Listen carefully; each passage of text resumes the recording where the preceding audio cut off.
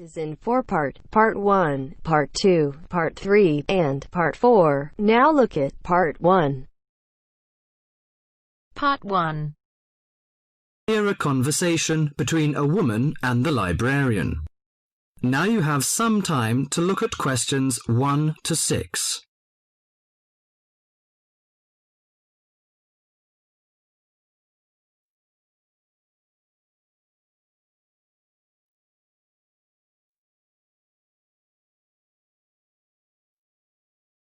Now listen to the talk and answer the questions 1 to 6. Good morning. Good morning. Can I help you? Yes, I'd like to join the library. We're new to the district, you see. Certainly. Well, all we need is some sort of identification with your name and address on it. Oh dear. We just moved, you see, and everything has my old address. Driving license, perhaps? No, I don't drive. Your husband's would do. Yes, but his license will still have the old address on it. Perhaps you have a letter addressed to you at your new house. No, I'm afraid not. We've only been there a few days, you see, and no one's written to us yet. What about your bank book? That's just the same. Oh dear, and I did want to get some books out this weekend. We're going on holiday to relax after the move, you see, and I wanted to take something with me to read. Well, I'm sorry, but we can't possibly issue tickets without some form of identification. What about your passport? What? Oh, yes, how silly of me. I've just got a new one, and it does have our new address. I've just been to book our air ticket, so I have it on me. Well, that's all right. Your ticket will be ready soon. Okay, how many books am I allowed to take out? You can take 4 books out at a time, and you can also get 2 tickets to take out 3 magazines or periodicals. Newspapers, I'm afraid, can't be taken out. Oh, that's fine. Do you have a record library? Some libraries do, I know. Yes, we do. You have to pay a deposit of $5 in case you damage them, but that entitles you to take out 2 records at a time. That's good. Could you show me where your history and biography sections are, please? Yes, just over there to your right. If there's any particular book you want, you can look it up in the catalogue, which you'll find just around the corner. You can also find a touchscreen information service on level 2. Thank you. Oh, and how long am I allowed to keep the books for? Well, the normal loan period is 3 weeks, with 2 weeks extension. Oh dear. We're going away for 4 weeks. Can I renew them now? I'm afraid not. You must do that at the end of 3 weeks. I see. Thank you very much.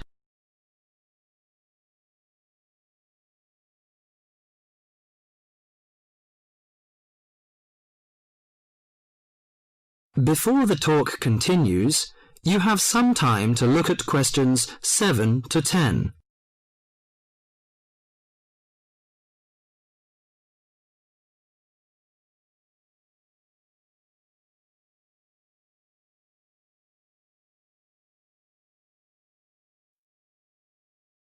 Now listen to the talk and answer the questions 7 to 10. Well, let's go into some details.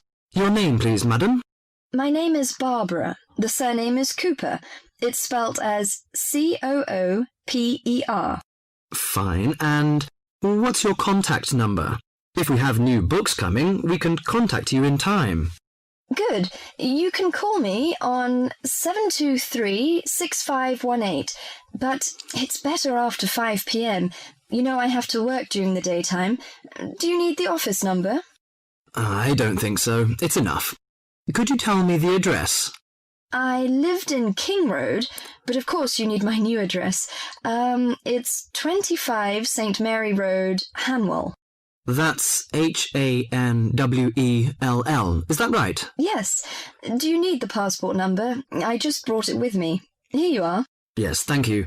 The number of your passport is G5798-0942. OK, and your ticket is ready. The number is M930123.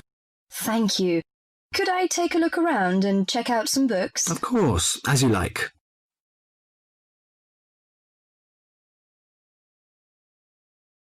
That is the end of part 1. You now have half a minute to check your answers.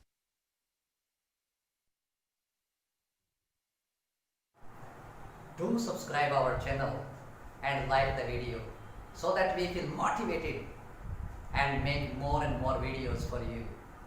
And please press the bell icon so that you can get notification for every new video, which is absolutely free. Thanks.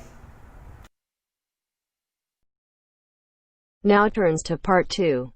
Part 2. You will hear a discussion between two students and their tutor. First, you have some time to look at questions 11 to 15.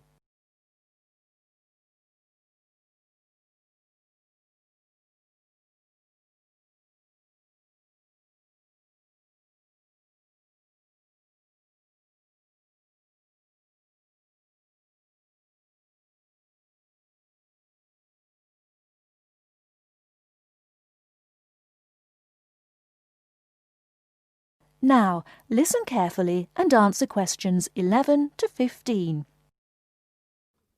Okay, guys. First off, well done. That was a very good presentation yesterday. Now I'm just going to ask you questions about it before I give you my feedback. That okay? Sure. Of course. Right. Well, in that case, tell me, Niall, why did you choose to talk about Rafael Nadal? To tell you the truth, I didn't. I think I'd better let Sheena handle this one. Sheena? Yes, it was my decision to pick Nadal. Now, that might be a strange choice for a presentation entitled Someone Who Inspired Me to Study Psychology, but... Yes, but I was going to say, it does seem rather an odd choice. Was it simply down to the fact that he's a sporting hero of yours and so a role model? You talk about him a lot, Sheena, so this much is clear. It's true. Nadal is someone I look up to, but my reasons for choosing him were totally professional. You see, I doubt perhaps in the history of tennis that there was ever a better match player than him, and that got me thinking, what is the secret to his success? How does he control his nerves so splendidly? The more we started to look into his background, the more I realised Sheena was right. Nadal was a perfect candidate for this study. He is, on so many levels, a very well-balanced character, and it was fascinating to gain an insight into the mind of this great champion over the last few weeks. I'll admit that I was at first somewhat unsure about whether or not I should back Sheena on this one, but it didn't take long for our research to put us at ease. So, while most of the students were researching Freud and other visionaries in the field of psychology and psychoanalysis, you were looking into a present-day sports star? Does that not strike you as a little odd? Of course, we knew it was a risk. After all, there was a danger that no one, least of all you, would take us seriously when we stood up on stage and started our presentation. That said, I think it is in the spirit of psychology to be inquisitive and adventurous and not just stick to the conventional. Otherwise, how would the field have come so far, as it has done already? Well, I must say, your risk certainly paid off. Yours was, without a shadow of a doubt, the most interesting and original presentation I saw. And judging by the reactions of the other students, I would have to say that everyone else was equally impressed. Thank you. I'm so glad you think so. Yes, but notwithstanding your excellent presentation content, we must remember that the marks for this project are awarded based on a number of criteria, and we'll examine those in a few minutes. But first, another question. Where did you find your sources?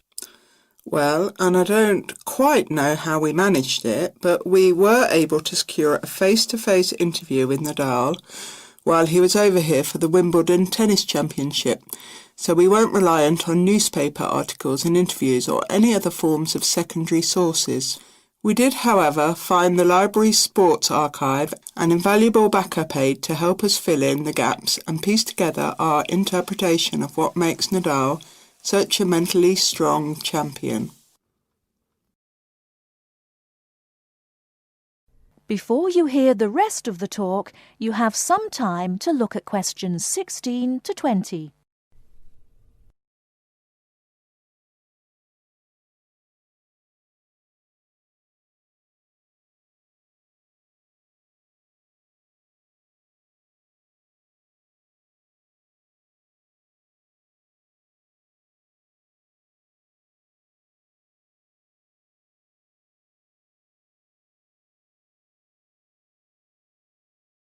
Now listen and answer questions 16 to 20.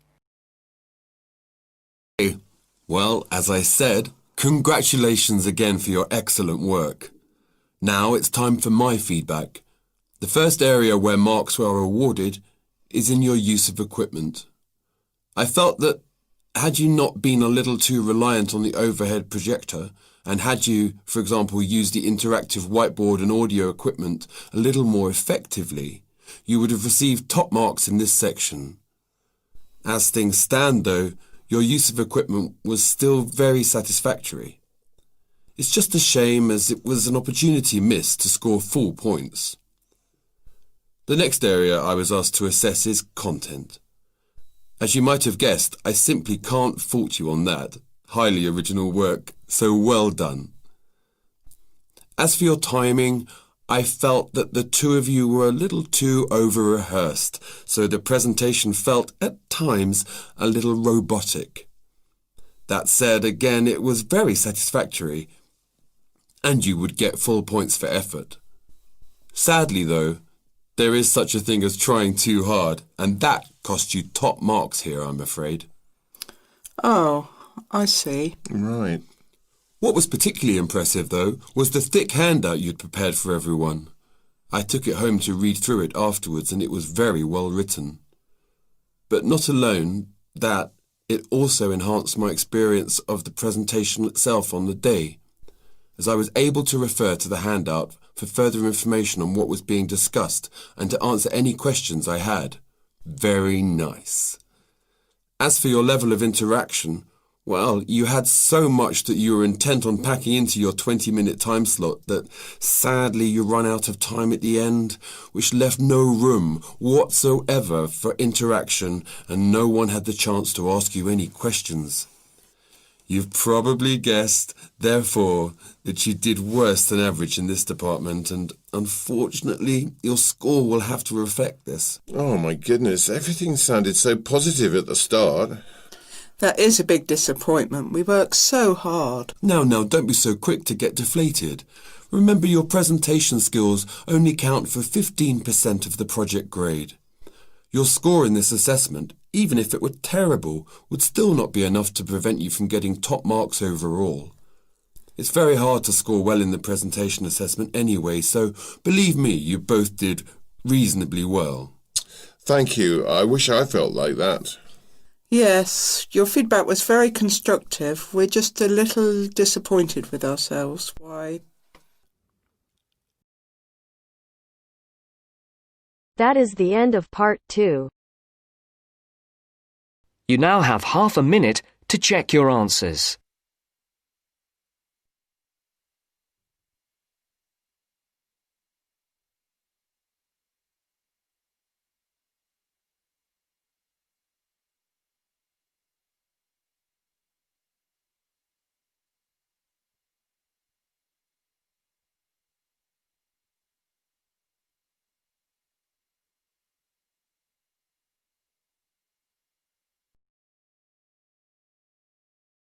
Now turns to part 3.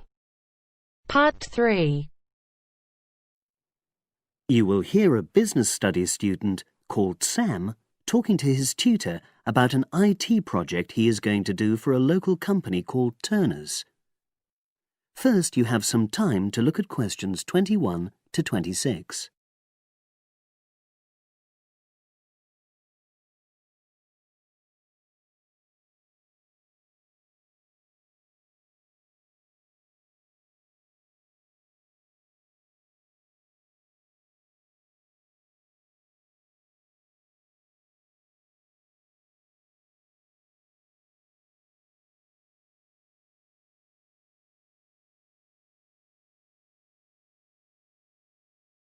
Now listen and answer questions 21 to 26.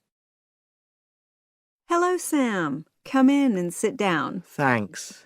You're here to discuss your company-based IT project, aren't you? Yes, I've been to see the manager and he's given me a lot of ideas about projects that the company would find useful, but I wanted to ask your opinion about them before I choose one. Yes, that's fine.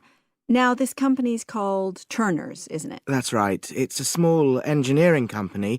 They make machine components for trade use. They're well established. They started in 1976, but they're a bit old-fashioned. Okay.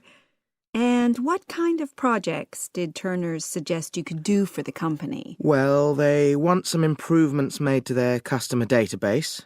The one that they've got at the moment isn't very useful in some ways.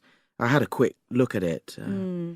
That would be a very straightforward project, and it'd be simple enough to evaluate, but I don't think you'd get enough out of a project like that.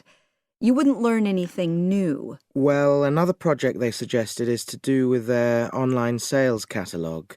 At the moment, customers can look at their products, but they can't actually order them online, which must affect their competitiveness.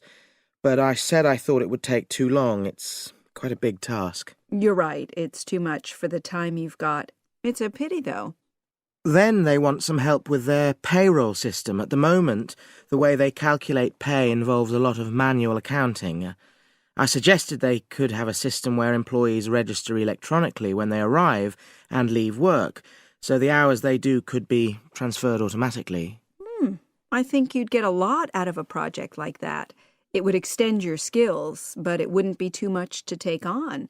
A student did something similar a couple of years ago, but this is slightly different. Well, then they need help with their stock inventory. They do everything manually. Really? Yes, and it takes so much time. It's probably very inaccurate, too. An electronic inventory would probably be the biggest single benefit for the company. I'm surprised they haven't had it done before. I know. Then they wanted to improve their internal security. The manager had visited other companies where the staff use swipe cards to access various areas of the building. It sounded useful, but the trouble is I'm not really sure how to do it. Well, I think you're right in that assessment.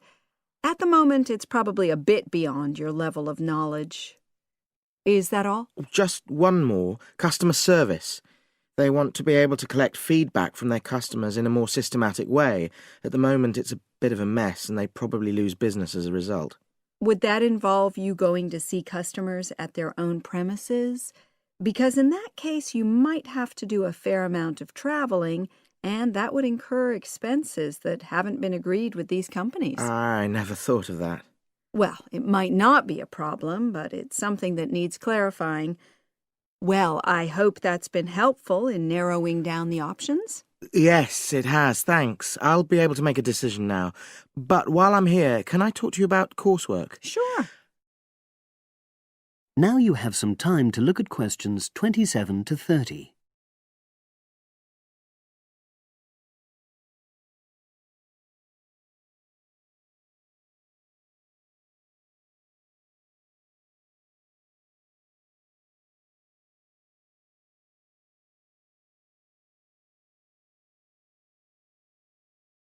Now listen and answer questions 27 to 30.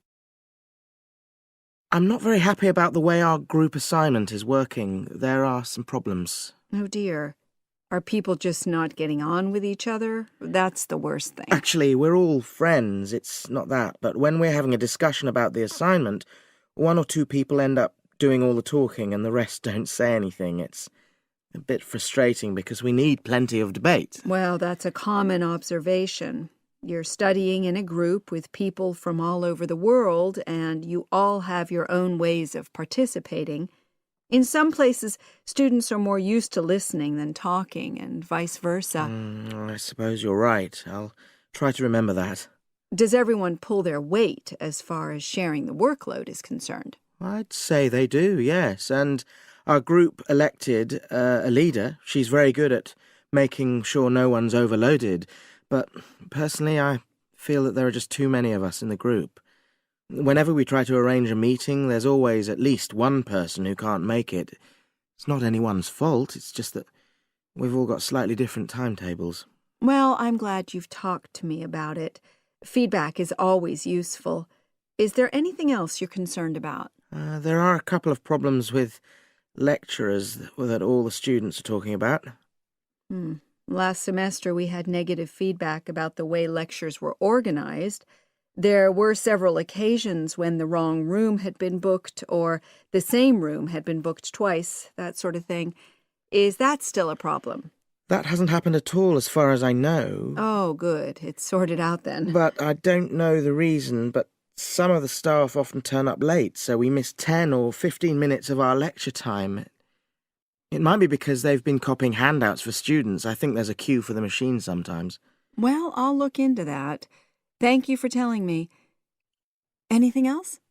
The other thing is that it can be very difficult to get to see a lecturer individually. They're all very supportive and friendly when you do manage to find them, but often they're not in their office, even at times when they're meant to be available for consultation. Okay, that's helpful. Now, before you leave,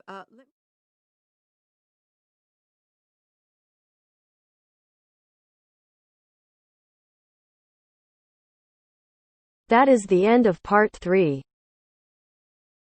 You now have half a minute to check your answers.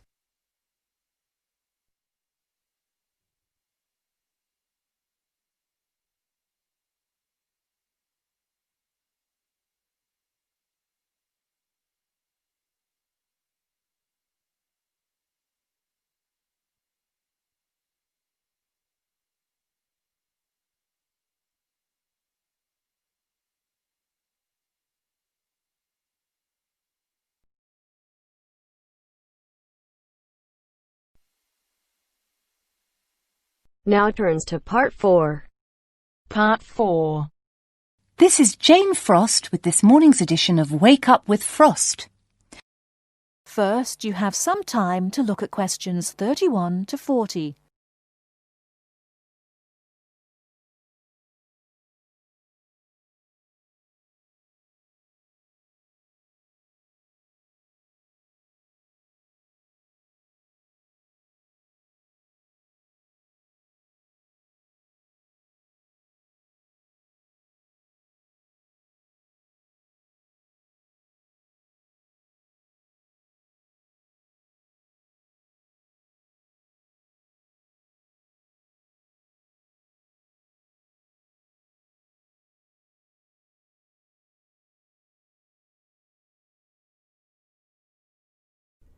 Now listen carefully and answer questions 31 to 40. Good morning. This is Jane Frost with this morning's edition of Wake Up with Frost. As you all know, for the last week we've been running a survey trying to find out what you, the listeners, think is the greatest invention of the last 200 years. The response has been amazing, double the amount we had last year, so thanks to all of you for taking part. We've had about 2,000 responses online and about the same on our phone lines. The lines are now closed, and this morning I can announce what the results were. So, here it is. You, the listeners, have chosen as the greatest technological invention of the past 200 years, and let me not forget to mention that 65% of you voted for this, it's the bicycle.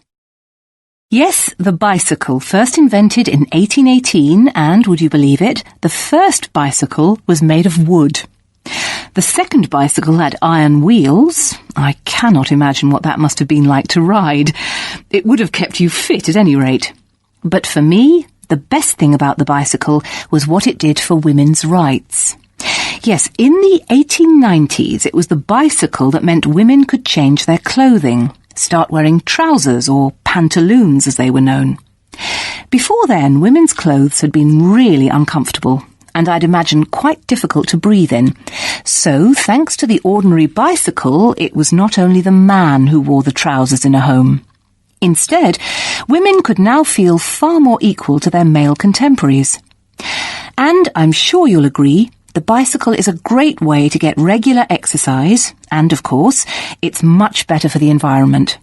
And today, over 1 billion people all over the world ride bicycles, and for some, it's their only means of getting around from A to B. So, to all you bicycle riders out there, keep up the good work. Coming in a close second with 42% is the computer. I found out something interesting about the computer, which is that really this word first meant someone who did mathematical calculations. Of course, today, with the development of the personal computer, computers are being used for everything from home use to business and even digital photography. I don't know about you, but I can't imagine life without a computer now. I guess closely related to the computer is the internet, and this got 12% of your votes. Maybe, like myself, many of you might think of the internet as being the World Wide Web, but actually the web is only one part of the internet. The internet began as part of the United States military network, but it later began to be used by businesses and academic institutions. Of course, today, the internet has so many uses. We use it for shopping online and entertainment, as well as to find information and send emails. But sadly, there is a darker side to the internet, and some of you have sent me emails about this. Finally, with 5% of your votes, is the radio. We think the radio was invented by Marconi in 1896, and he opened his first radio or wireless factory in the United Kingdom in 1898. In 1906, a man called Reginald Fessenden gave the first radio broadcast from Massachusetts. Ships could hear him at sea, and apparently he played the violin. As yet, listeners, I've spared you from having to listen to my guitar playing. But certainly radio is still important. Let's not forget that it was by radio that the Titanic sent signals to other ships. And with the popularity of TV today, I was secretly pleased so many of you had still placed importance on the radio. So, there you have it, the results of our survey. I think there are still important inventions that were not chosen but deserve a mention. Nuclear power and, of course, communications satellite, something which I am certain will continue to change the face of how we communicate with each other over both long and short distances. In fact, for me, the mobile phone is one of the greatest inventions of the last 200 years, if I think back to my first phone and then I look at what is happening now. Children born today will probably be more likely to have their first experience of the internet on a mobile phone screen rather than a computer monitor. Some of the new mobiles that are now being sold make it just as easy and as quick to find information on the web as on a computer. And let's not forget that mobiles now have digital cameras, word processing facilities, so you can type all your documents, and even personal organisers.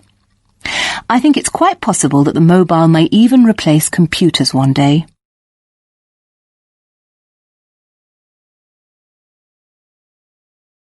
Part 4.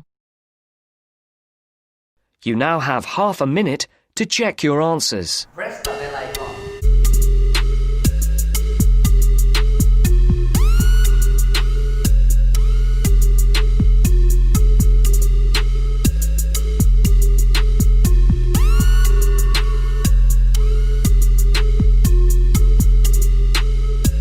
That is the end of the test.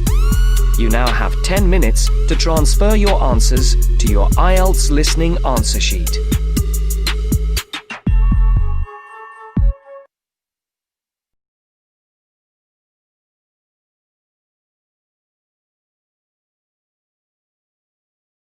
So this is again my cue card, and that is, the cue card, expected cue card you might find in your real exam. So let's get started. So it was the cue card is about movie. Ready? Here we go. Okay, movies. I have watched a plethora of movies throughout my life. A plethora of movies, it means a lot of movies, so it's very good to use it. But today I'd like to discuss a unique and super hit movie. Again, very nice word, unique and super hit movie. The name of the movie is PK. The lead role in this movie is played by Amir Khan, who is popularly known as Mr. Perfectionist. In this movie, he meets, Jaggu, a heartbroken reporter, but actually, she is a gorgeous lady named Anushka Sharma, and tries to find his lost device with her help. It's a sweet and a great comedy. It even pokes gentle fun at religious differences and hypocrisy. Moreover, the appearance of American itself is so funny because he is enacting the role of an innocent alien. Innocent alien. Alien means a person who has come from another planet and utterly unknown about the world on the earth. So he can't even understand the language spoken by the people. Talking about alien, American is playing the role of innocent alien in this movie. Okay, and when it comes to time and place, sir, you won't believe it, but the fact is that I have watched this movie more than 10 times. But the first time I watched in 2014 when it was released. My family and I went to Hisar, which is also my hometown, to watch this movie. I just loved it because it's a lesson-giving movie with lots of fun. Some of the scenes are absolutely awesome and amazing, and you can't stop laughing. Mainly when he goes to the brothel to learn a language.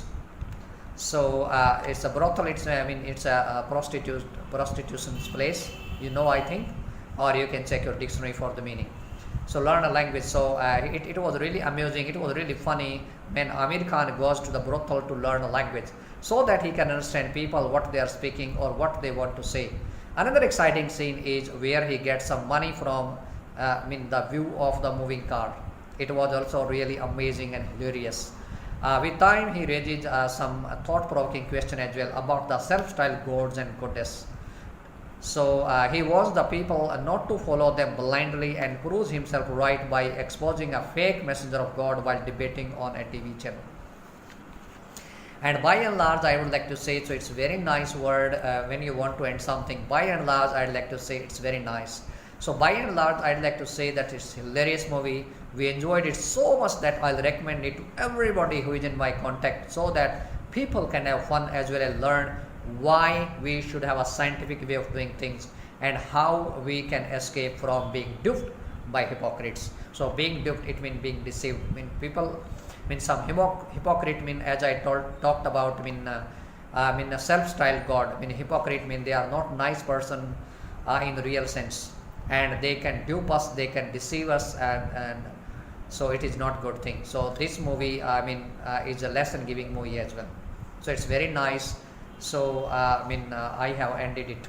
So it's very nice, and I would like to say that a hilarious movie. We enjoyed it so much that I'll recommend it to everybody who is in my context so that people can have fun as well as learn why should have a scientific way of doing things and how we can escape from being duped by hypocrites. So I hope this lesson of mine would be very, very important, and it would be very easy for you now to speak not more than 1 to 2 minutes, but you can speak 3 to 4 minutes as well. So thank you so much, and hopefully this lesson of mine would be very valuable for you. So don't forget to subscribe our channel and like, please comment so that we can feel motivated, and don't forget to press the bell icon so that you can get all the notifications of new videos. So thank you so much for watching my whole video, and wish you good luck with your IELTS preparation. Thank you so much. Bye bye.